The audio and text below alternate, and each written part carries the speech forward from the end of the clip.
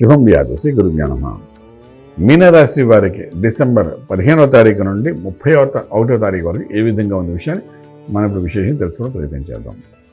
మీనరాశిలో శనీశ్వరుడు యొక్క ప్రభావం కనబడుతుంది. చతుర్థంలో బృహస్పతి, అదేవిధంగా షష్ఠస్థానంలో కేతు అంటే భాగ్యస్థానంలో శుక్రుడు బుధుడు, రాజ్యంలో రవి ప్లస్ కుజుడికి తత్వం కనబడుతుంది.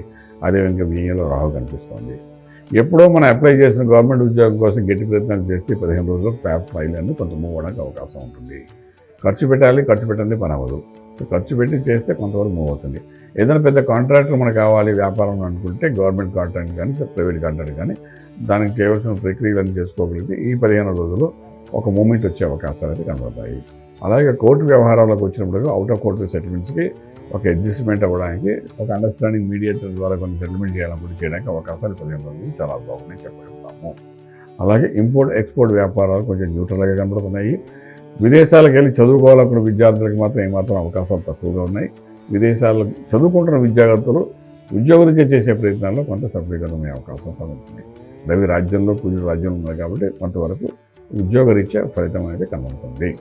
ఇలా ఉంటుండగా శుభవార్తలు వింటారు. శుభైన కార్యక్రమంలో పాల్గొనడానికి చేసే ప్రయత్నాల్లో సఫలీకృతం అవుతారు. మధ్యవర్తితో వహించినప్పుడు మీకు గౌరవం పేరు కూడా పెరిగే అవకాశం ఉంటుంది.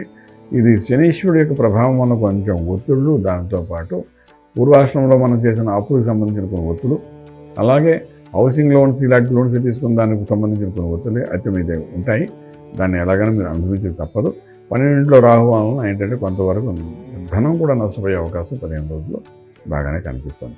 కొంచెం జాగ్రత్తగా ఉండాలి, అంతకని ఇంకేం లేదు. ఇక ఆరోగ్యం మహాభాగ్యం అంటాం, మంత్రమే శరణ్యం అంటాం.